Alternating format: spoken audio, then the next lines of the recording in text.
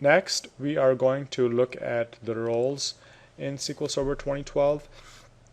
So like I mentioned earlier, a role is really the same as a group in Windows operating system. Okay, it's a collection of principles for easy management and administration. There are two types of roles in SQL Server. You have a server role and you have a database role. Roles in a server role really are also named fixed server roles, and you really cannot create new server roles. Okay, and we will we will explain those in a little bit, but these are at the server levels, doing things like backup of the server or all the databases, running kind of like bulk insert operations, and we will come back and explain those.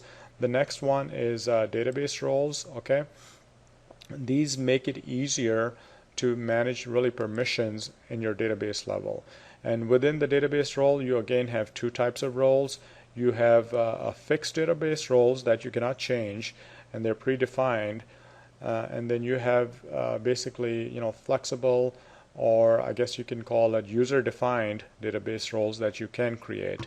And before the demo, let me actually jump to the next couple of slides and maybe discuss this before I get into the topic. So a server role, again, before I get into it, is if I go back to my SQL Server, remember that if I minimize everything, this is considered the server. Okay, so this is an entirely different platform or level than this level, which is basically the databases are a subset of the server. So when I'm talking about server roles, I'm really up here. Okay, I just wanted to clarify that. Within the server roles, you have quite a few of them. So let's go down the list. The most important one is called sysadmin. This is basically, any member in this group can perform any action on the SQL Server. So think of this as the gods of SQL Server. These are the guys that or girls that you are going to pray to, when you need stuff done. The next one is the server admin. Any member in here can set up configuration and options of the SQL Server. You have a setup admin. They can manage linked servers and some of the startup parameters. You have the security admin. It can manage security like creating logins, deleting logins, and whatnot. You have the process admin. These can they are good at killing things, I guess. Basically processes and whatnot. You have the DB creator server role. They can create or manage databases. You have the disk admin, which can manage SQL Server disk files. You have the bulk admin. They can run bulk insert commands. And then you have the public server role, which really every login belongs to this public server role. The one I would say you can, if you have a SQL Server deployed in a huge environment, one of the big Fortune 500 companies, then you may have very specific needs. For the most part, this is the one that gets typically assigned to the DBAs, which if you are part of this, you are able to do all of these things. Okay, so sysadmin, like I said, is the king when it comes down to SQL Server. Then we have the database roles. Okay, this now, when we're talking about database roles, these are going to be within a certain database. Okay, so every database will have its own set of roles. Whatever you have in here may be different than this one, which may be different than this one. Okay, so be mindful of that. Within the database role, as far as we talked about the gods of SQL Server, while the gods of the databases are the DB owner. Okay, they have really full access to do anything, just about anything in the database, dropping objects, creating objects, whatnot. So let's go down the list with the other ones. You have the DB access admin. They can manage Windows groups and SQL Server logins. Within the database, you have the DB data reader. These can read all of the data. You have the data writer. that can add, delete, or modify data. You have the DB/DDL admin. They can run alter type statements. Let's say you're trying to do an alter table.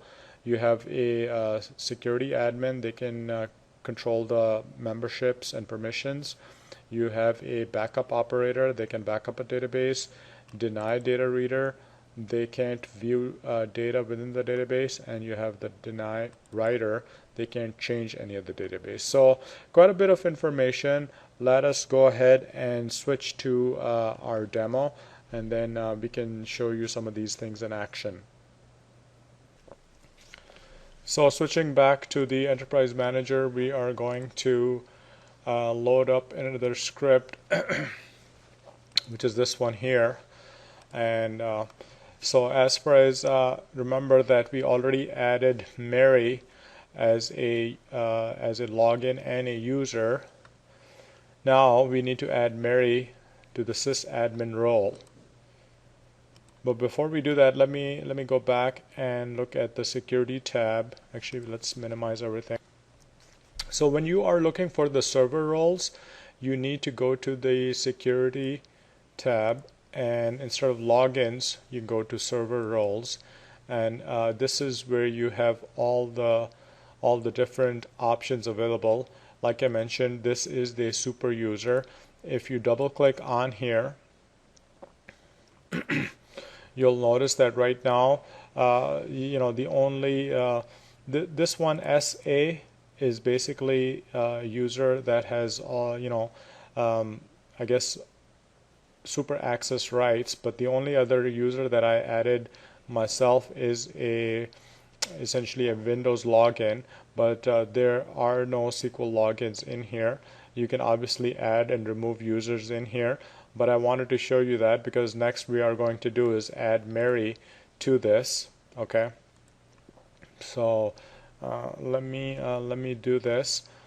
So as far as how do you do that, how do you add a login to the sysadmin role, you need to use this is a new command, by the way, for 2008. You do alter server role, which is the name of the role, and you're adding a member, and you're adding this login. Okay, so in the old days, in the old school days, you used to be able to do sp underscore add server role member, and then the login name, and then the actual role.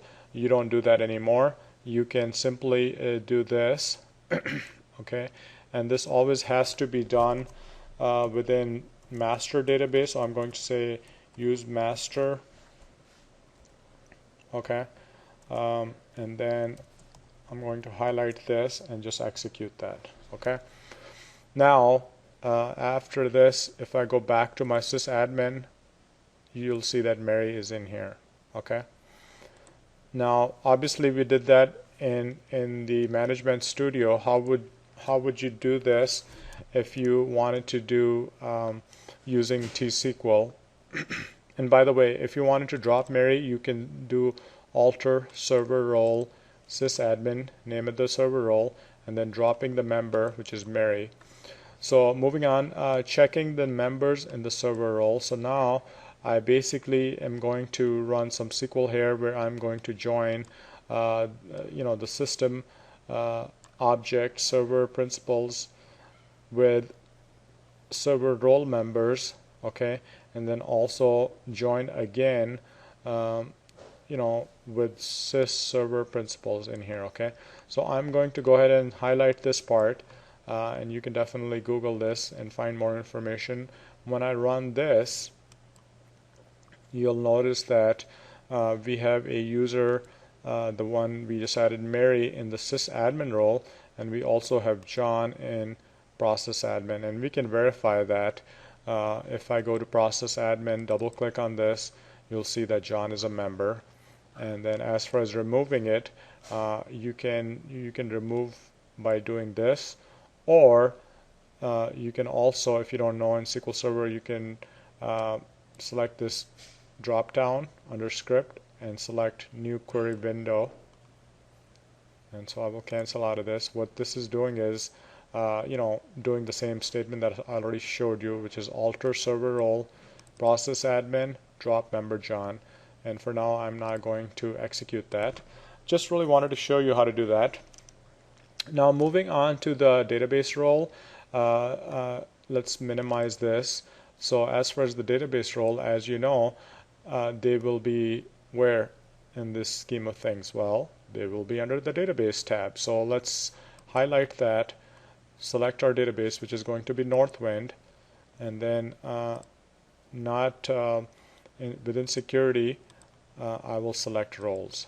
So that's how you get there. You go database, select your database, security, and then roles. And you'll notice that within here you have the database roles and you also have the application roles. Now if I expand my database roles, I may have created a custom one, but all these other ones that start with DBA, DB underscore, and this one are out of the box, like I mentioned earlier. So now what we are going to do is create a role using T-SQL.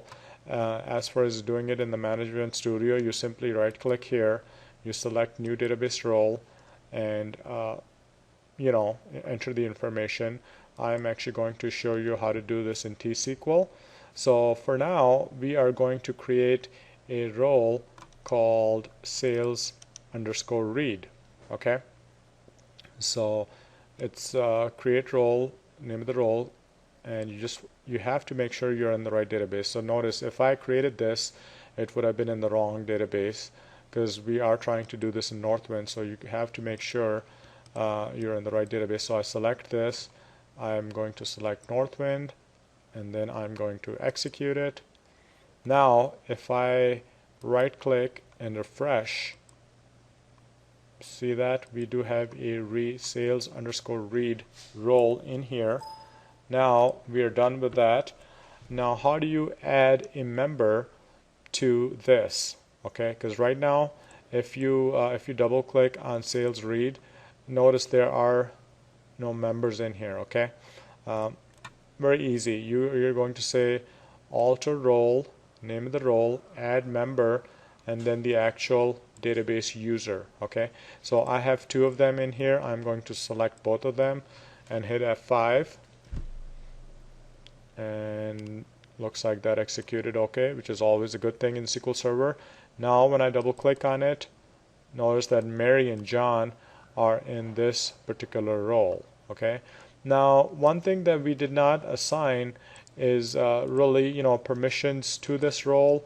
As far as what does that mean, that what can this user do, but we will cover permissions in a later video, because I just essentially at this point I want to add I want to show you how to do these things basically from a database administration point of view, and I also want to keep these videos between well, optimally below 30 minutes, but I think this is going to be a little bit longer. But anyway, how do you check the members in your database role? Well, you can use this SQL statement, which is again going to join the database principals system object with the database principals, and then also this one here. Okay, so I select this and I'm going to run this. I'm a Northwind database. So now you can see that Mary and John, which we just added in the prior statement, are a part of sales underscore read, which is indeed a database role. And this one, by the way, is default. This is a user called DBO user, and they are under the database role. Okay, so I think that pretty much sums up a lot of the points I wanted to cover. As far as the catalog views, we already looked at these. These are basically system objects. The server principals, this contains a row for every server level principal. Then we also looked at database principals, which returns a row for every principal at the database level. And then we have database role members, which returns a row for each member under the database role. And as far as the SQL statements, we covered most of these. Create login, creates a login, create user, create role, create schema. We did not cover grant, deny, and revoke, which are used to assign permissions, but we will cover those at a later point. Thank you for watching the video.